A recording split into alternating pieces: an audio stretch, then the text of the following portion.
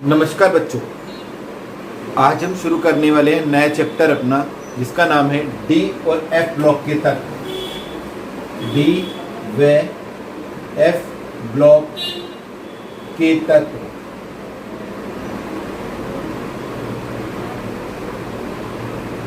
D and F block elements.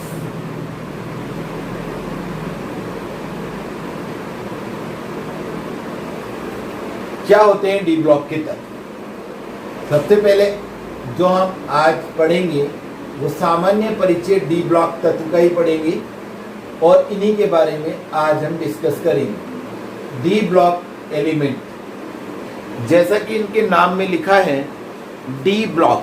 D block का मतलब है कि वे तत्व जिनमें अंतिम इलेक्ट्रॉन डी ऑर्बिटल में प्रवेश करे उसे हम कहेंगे डी ब्लॉक के तत्व। और इसमें एक कंडीशन और रहती है कि वे तत्व जिनमें अपूर्ण डी उपकोष पाया जाता है, माने डी जो ऑर्बिटल है वो कंप्लीट भरा हुआ नहीं होना चाहिए। डी ब्लॉक के तत्व में हम परिभाषा लिखेंगे, वे तत्व जिनमें अंतिम इलेक्ट्रॉन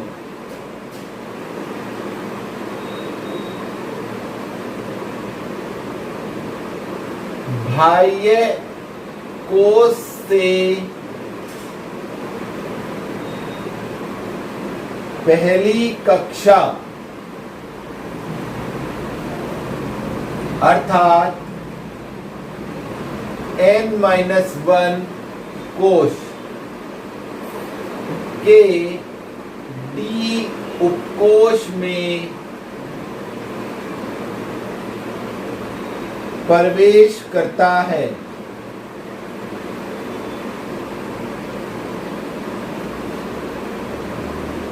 डी ब्लॉक के तत्व कहलाते हैं।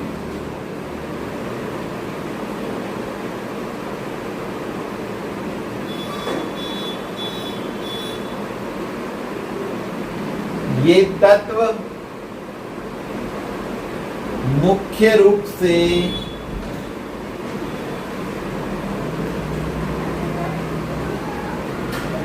Third A, fourth A, fifth A, sixth A, seventh A, eighth, first B व सेकंड बी वर्ग के तत्व हैं। ये तीन बिंदी आप देखिए मैंने यहां लिखाई है।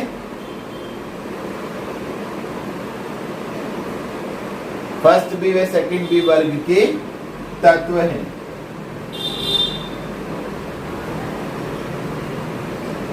आधुनिक आवर्त सारणी में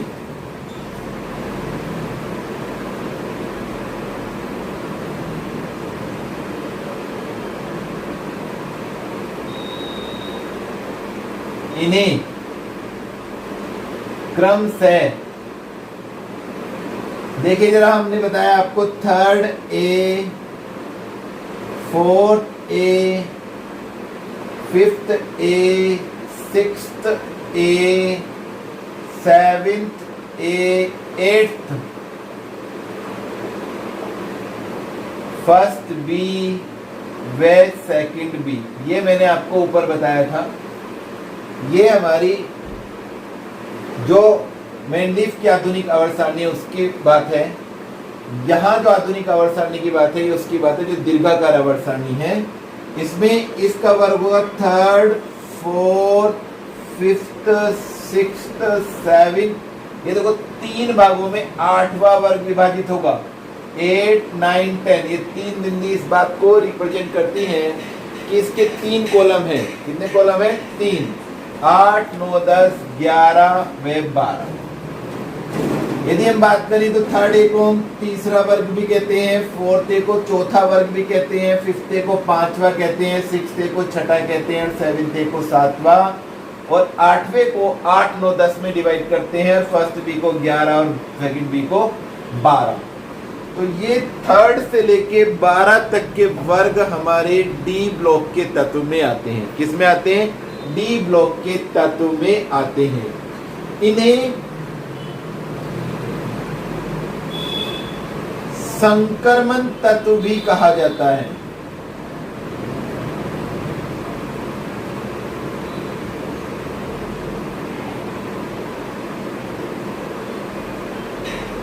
आइए पहले इसके बारे में जानें कि क्यों कहते हैं संक्रमण तत्व, फिर हम इसकी बारे में लिखेंगे कि क्यों ये संक्रमण तत्व हमारे कहलाए। तो आपको मैं थोड़ा सा आवर्त सारणी की ओर तरफ ले चलता हूं।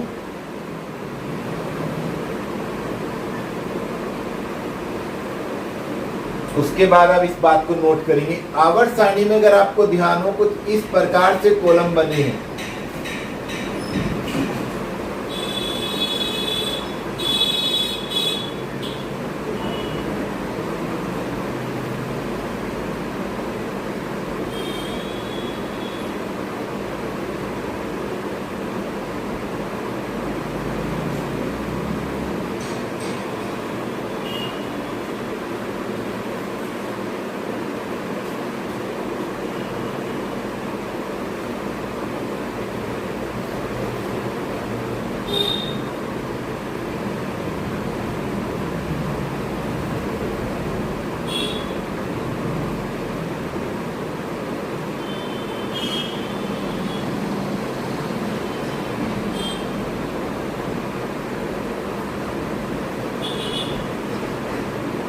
इस प्रकार से कुछ आवर्त सारणी आपको देखने के लिए मिलती है।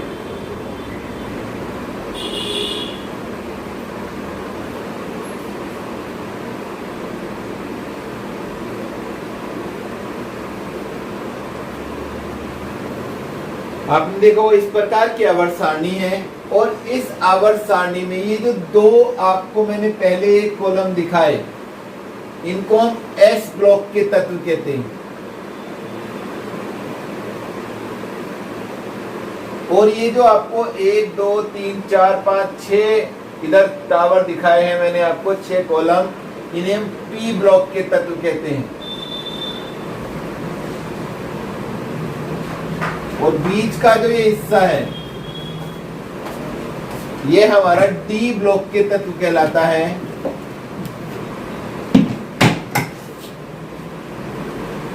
और इन्हीं डी ब्लॉक के तत्वों में आपको मैं बता दूं कि यहां से हमारा तीसरा आवर्त शुरू हो जाता है, फिर उसके बाद चौथा आवर्त, पांचवा, छठा और सातवां आवर्त। इस प्रकार से हमारे आवर्त रहते हैं। और तीसरे आवर्त में हमारी 3D श्रेणी, चौथे में 4D श्रेणी, पांचवे में 5D और छठे में 6D श्रेणी। अभी डी ब्लॉक तत्व के बारे में बताया जाएगा। यहाँ डी ब्लॉक के तत्वों में ही एक बात मुझे आपको बतानी थी कि यहीं पर जब हम छठे आवर्त और सातवें आवर्त की बात करते हैं, तो छठे आवर्त में से दूसरे वर्ग का जो तत्व है और सातवें आवर्त में जो दूसरे वर्ग का तत्व है, उनके बाद एक एक श्रेणी और है जो नीचे रखी गई है और जिसमें 14 तत्व हैं। 2 श्रेणी है, ये एफ ब्लॉक के तत्व हैं। और चूंकि ये इन संक्रमण तत्वों के बीच में से निकली है, तो ये संक्रमण के बीच में संक्रमण हुआ, माने संक्रमण के अंदर भी संक्रमण। इसलिए इन तत्वों को, एफ ब्लॉक वाले तत्वों को हम आंतरिक संक्रमण तत्व भी कहते हैं। इसकी चर्चा हम बाद में करेंगे जब हम एफ ब्लॉक की बात करेंगे। फिलहाल जो हमें बात समझनी है, ये जो आपको एक प्रारूप मैंने बनाया है, इस प्रारूप में केवल हमें ये देखना है कि जो आवर्त सारणी होती है, उस आवर्त सारणी में इधर 2 टावर हैं, इधर 6 टावर हैं। उन 6 टावर के बीच में ये 3 से लेके 12 तक 10 टावर छोटे छोटे बने हैं या 10 कॉलम बने हैं। इन कॉलमों को हम डी ब्लॉक के तत्व कहते हैं। और इन्हें संक्रमण तत्व क्यों कहते हैं? क्योंकि यहाँ जो एस ब्लॉक के तत्व हैं, ये इलेक्ट्रोपॉजिटिव है, माने विद्युत धनात्मक है, और ये जो तत्व है ये है विद्युत ऋणात्मक। कौन से वालों की बात कर रहे हैं? पी ब्लॉक के तत्व। और अगर हम इस वर्ग के वर्ग तत्वों की बात करें सातवें की, तो प्रबल विद्युत ऋणात्मक, विद्युत ऋणात्मक। तो यहां इधर साइड में धनात्मक तत्व है, या बात करें इधर साइड में धातु है, और इधर धात्विक लक्षण घटता जा रहा है। इधर प्रबल विद्युत धनात्मक लक्षण है, और इधर की तरफ जब चलते हैं तो धनात्मक लक्षण कम आ रहा है। इसका मतलब इस दर से एस ब्लॉक से जब हम पी ब्लॉक की ओर जाते हैं तो बीच में जो तत्व आए उन तत्वों के गुणों में परिवर्तन हो रहा है, क्योंकि यहाँ पर जो तत्व थे वो विद्युत धनात्मक है, ये ऋणात्मक। इसका मतलब यहाँ से जब हम किसी भी आवर्त में मूव करेंगे, आगे बढ़ेंगे, तो जो विद्युत धनात्मक लक्षण है वो धीरे धीरे धीरे क्या होता है? कम हो रहा है, और विद्युत ऋणात्मक बढ़ रहा है। जब धनात्मक घट रहा है और ऋणात्मक बढ़ रहा है, इसका मतलब क्या हुआ? इसका मतलब ये हुआ कि इनके गुणों में परिवर्तन आ रहा है, इनके गुण बदल रहे हैं, इनके गुणों में ट्रांजिशन हो रहा है। बदलना, ट्रांजिशन। क्या हो रहा है? ट्रांजिशन हो रहा है इनके गुणों में। बस यहीं से वो परिभाषा हमारी निकल के आती है। इसीलिए इन एलिमेंट को हम ट्रांजिशन एलिमेंट या संक्रमण तत्व भी कहते हैं, क्योंकि ये बात अब वहां नोट कर लेंगे आप, क्योंकि इनके गुण एस और पी ब्लॉक तत्वों के गुणों के बीच संक्रमण करते हैं। क्या बताया मैंने आपको? इनके गुण एस और पी ब्लॉक तत्वों के गुणों के बीच संक्रमण करते हैं, इसलिए इन तत्वों को हम संक्रमण तत्व भी कहते हैं। क्या कहते हैं? संक्रमण तत्व। तो आपकी बात समझ में आ गई होगी कि इन्हें हम संक्रमण तत्व क्यों कहते हैं, क्योंकि इन तत्वों में जो गुणों का अंतर हमें देख रहा है, गुणों का जो संक्रमण दिखाई दे रहा है वो एस से पी की तरफ है, और ये बीच में इस प्रकार के तत्व हैं, और इसलिए इसका नाम रखा गया संक्रमण तत्व। परिभाषा में कोई आपसे पूछे नहीं संक्रमण तत्व क्यों कहते हैं, तो हम कहते हैं क्योंकि इनके गुण एस तथा पी ब्लॉक तत्वों के गुणों के बीच संक्रमण करते हैं। तथा एक बात और हम इसमें जोड़ते हैं। क्या जोड़ते हैं? एक बात और हम इसमें जोड़ देते हैं कि ये जो तत्व हैं, इन तत्वों के अंदर अपूर्ण डी उपकोष होता है। अपूर्ण का मतलब क्या होता है कि 1 से 9 तक, जैसे ही 10 हो जाता है तो पूर्ण हो जाता है, और जिनमें D10 हो जाता है उनमें संक्रमण तत्वों के गुण नहीं होते हैं। उन तत्वों में संक्रमण तत्वों के या डी ब्लॉक तत्वों के गुण नहीं होते हैं, लेकिन फिर भी हम उन तत्वों को डी ब्लॉक तत्वों के साथ ही रखते हैं। जैसे 3D श्रेणी का अंतिम तत्व जिंक, 4D श्रेणी का अंतिम तत्व कैडमियम, 5D श्रेणी का अंतिम तत्व मरकरी, इन सभी तत्वों को सब में D10 है। कितना है? D10। तो ये तत्व संक्रमण तत्व नहीं है, संक्रमण तत्व नहीं है, ध्यान रखिएगा इन बात को। लेकिन वर्ग में आवर्त सारणी का जो क्रम है उसमें कोई परिवर्तन ना आए, उसकी अक्षुण्णता बनी रहे, इसलिए हम क्या करते हैं? इन तत्वों को भी संक्रमण तत्वों के साथ ही अध्ययन करते हैं। और इसमें अगर हम देखें तो एक क्रम से आखिरी का इलेक्ट्रॉन डी में ही जा रहा है, इसलिए भी हम इनको, और इनके कुछ गुण फिर आकर संक्रमण तत्वों के साथ क्या कर जाते हैं? रिलेट कर जाते हैं, इसलिए हम इन्हें संक्रमण तत्वों के साथ पढ़ते हैं। लेकिन इनके सामान्य गुण संक्रमण तत्वों से भिन्न होते हैं। तो ये हुआ हमारा संक्रमण तत्व। इन्हें हम क्यों कहते हैं? तो संक्रमण तत्व के लिए दो बातें, इनके जो गुण हैं वो एस और पी ब्लॉक तत्वों के गुणों के मध्य संक्रमण करते हैं, तथा इनके अंदर अपूर्ण डी कोश होते हैं। यदि आपसे पूछा जाए कि स्कैंडियम 21 एक संक्रमण तत्व है, एक क्वेश्चन अगर अराइज हो जाए और जिंक 30 संक्रमण तत्व नहीं है, क्यों? तो उत्तर बिल्कुल साफ है।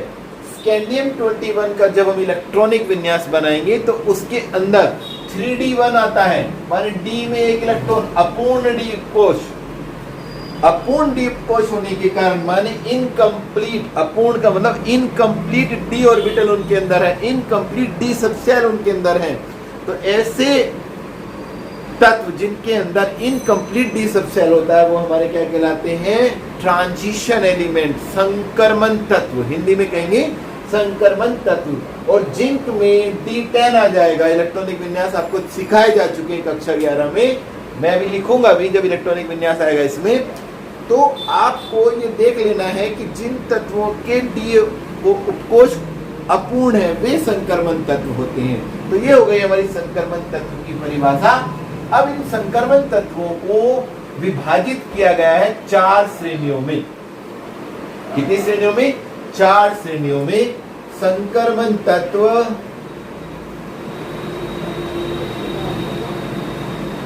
को 4 श्रेणियों में विभाजित किया जाता है।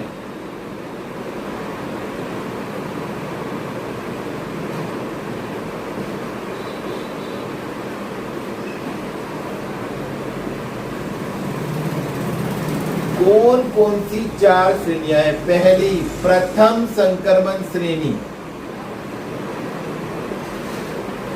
फर्स्ट ट्रांजिशन सीरीज, अंग्रेजी में फर्स्ट ट्रांजिशन। संक्रमण मैंने अभी लिखा था, ट्रांजिशन को कहते हैं फर्स्ट ट्रांजिशन सीरीज, प्रथम संक्रमण श्रेणी। इसको हम 3D सीरीज या 3D श्रेणी भी कहेंगे। क्यों कहते हैं 3D श्रेणी? परिभाषा, वे तत्व जिनमें अंतिम इलेक्ट्रॉन 3D उपकोष में प्रवेश करता है, ऑर्बिटल भी लिख सकते हैं, 3D उपकोष में प्रवेश करता है,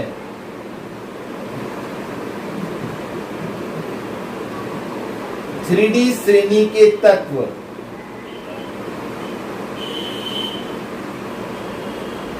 या प्रथम संक्रमण श्रेणी के तत्व कहलाते हैं।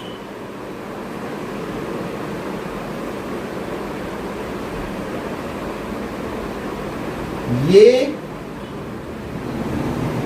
10 तत्व होते हैं। कितने होंगे? 10। क्यों होते हैं 10 तत्व? बहुत सिंपल सी बात है। डी में 5 ऑर्बिटल होते हैं और 5 ऑर्बिटलों में 2-2 इलेक्ट्रॉन आते हैं, तो कुल मिला के 10 तत्व, 10 इलेक्ट्रॉन भरे जाएंगे, तो हर इलेक्ट्रॉन पे एक नया तत्व बनता है। तो D10 होने के कारण इसमें अधिकतम तत्वों की संख्या कितनी आ जाती है? 10 आ जाती है। देख लेते हैं। यह जैसे स्कैंडियम 21 से जिंक 30 तक, काउंटिंग करके देख लें, 21, 22, 23, 24, 25, 26, 27, 28, 29, 30, ये 10 एलिमेंट आपके आ गए। ये हो गई हमारी प्रथम संक्रमण श्रेणी। इनकी डिटेल हम आगे पढ़ेंगे इस पूरे चैप्टर में। दूसरा नंबर कि कौन सी श्रेणी है, यही मैं आपको चेंज करके दिखाऊंगा। द्वितीय संक्रमण श्रेणी, सेकंड ट्रांजिशन सीरीज, इसको हम 4D श्रेणी कहेंगे। वे तत्व जिनमें अंतिम इलेक्ट्रॉन 4D कोश में प्रवेश करेगा 4D श्रेणी के तत्व कहलाते हैं। या द्वितीय श्रेणी, द्वितीय संक्रमण श्रेणी, द्वितीय संक्रमण श्रेणी पहले में भी लगा लेंगे, ये तत्व कहलाते हैं। और ये भी 10 तत्व होते हैं। कितने? ये भी 10 तत्व होते हैं। ये मैं आपको इसी में इसलिए चेंज करके दिखा रहा हूं जिससे आपको पता लगे कि इनको याद करना कोई कठिन काम नहीं है। प्रथम संक्रमण श्रेणी जानते हैं तो द्वितीय भी याद हो गई, तृतीय भी याद हो गई और चतुर्थ भी याद हो गई। तो 4D श्रेणी के तत्व या द्वितीय संकरण श्रेणी के तत्व कहलाते हैं और ये 10 तत्व होते हैं। और यहाँ हम शुरू करेंगे कहाँ से? ये थी हमारी स्कैंडियम से जिंक 30 तक और ये हमारी होती है कितने से शुरू करेंगे हम? ये हमारी जिंक के बाद आपको ध्यान है कैडमियम 48 तक था, तो Y39 इटीरियम 39 से 48 48 तक Y को क्या कहते हैं हम? इटीरियम।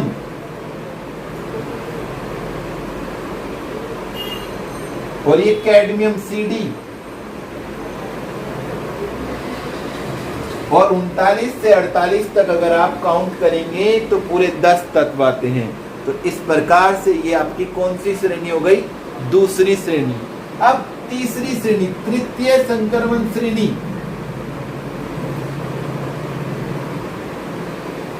परिभाषा मुझे दोबारा से रिपीट करने की आवश्यकता महसूस नहीं हो रही है। वे तत्व जिनमें अंतिम इलेक्ट्रॉन 5D कोश में प्रवेश करते हैं 5D श्रेणी के तत्व कहलाते हैं या तृतीय संक्रमण श्रेणी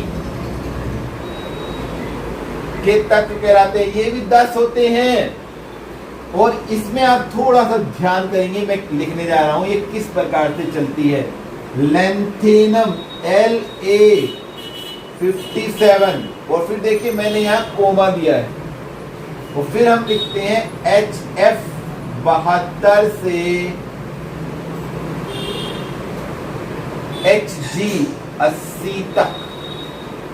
इसमें ऐसा क्या हो गया भाई कि यहाँ 57 के बाद सीधा 72 कोमा लगाकर वहां हम 21 से 30 लिख रहे थे, 39 से 48। याद करिए मैंने आपको अभी सामान्य परिचय देते हुए बताया था कि कहीं छठे आवर्त में जाके कुछ तत्व आ जाते हैं जो बीच में से शुरू हो जाते हैं। तो 57 के बाद जो 58 से लेकर 71 तक के तत्व हैं, काउंट कर लीजिए। 58, 59, 60, 61, 62, 63, 64, 65, 66, 67, 68, 69, 70, 71 पूरे के पूरे 10 पहले थे और 4 ये आ गए तो 10 4 14 तत्व। और 14 तत्वों के लिए मैंने आपको बताया F ब्लॉक तत्व संक्रमण तत्वों के बीच में संक्रमण, आंतरिक संक्रमण तत्व। जब बात करेंगे F ब्लॉक की तो बताएंगे। तो ये तत्व हमारे लैंथेनम 57 यहां से हमारा 5D1 शुरू होता है और फिर जब तक 4F के 14 इलेक्ट्रॉन नहीं हो जाते दोस्तों तब तक 5D1 ही रहता है इलेक्ट्रॉनिक विन्यास में, वह 5D2 भी नहीं होता और 2 होता है 72 पर। इसका नाम है हाफ नियम। और ये हमारी मरकरी Hg।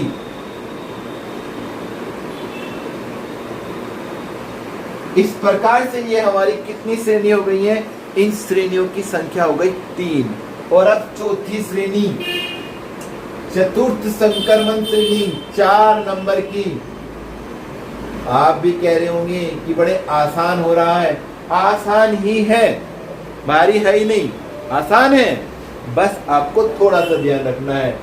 6D श्रेणी वे तत्व जिनमें अंतिम इलेक्ट्रॉन 6D उपकोश में प्रवेश करते हैं 6D श्रेणी के तत्व या चतुर्थ संक्रमण श्रेणी के तत्व कहलाते हैं।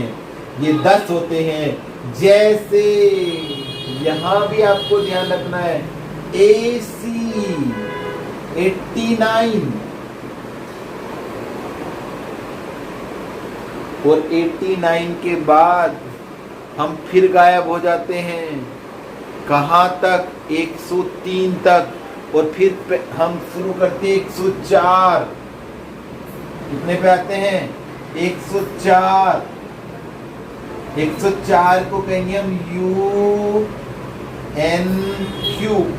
104 से 112 तक और 112 को हम क्या कहेंगे? UV। ठीक है, UUV। तो UNQ हमने क्यों लिखा? यह हमने रदरफोर्डियम 104 क्यों नहीं बताया? इसलिए क्योंकि 100 के बाद तत्वों के नाम को आपको लिखना कक्षा 11 में बता दिया गया है और उसे मैं यहाँ रिपीट नहीं करूँगा।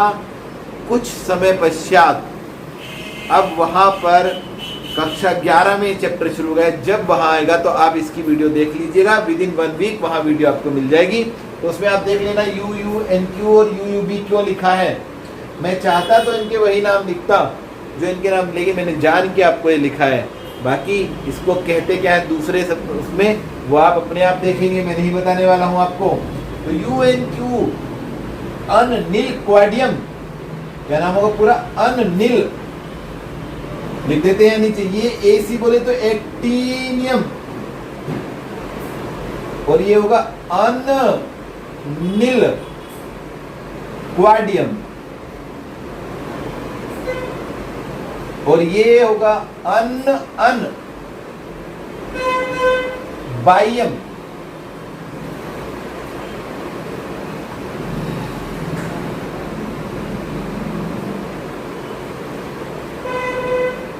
इस प्रकार से ये हमारे चतुर्थ संक्रमण श्रेणी के ये भी तत्व 10 हैं।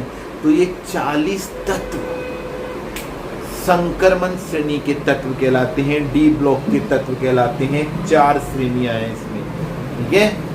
अब सिर्फ आपको इन्हें एक बार क्या कर लेना है, अच्छी प्रकार से देख लेना है। आज हम इतना ही पढ़ाएंगे, कल हम इनके गुणों में इलेक्ट्रॉनिक विन्यास से प्रारंभ करने जा रहे हैं। ये हुआ है हमारा डी ब्लॉक तत्व का संक्रमण तत्वों का सामान्य परिचय। सोचते हैं और हम ऐसा अनुभव भी करते हैं कि आपको समझ में आ गया होगा।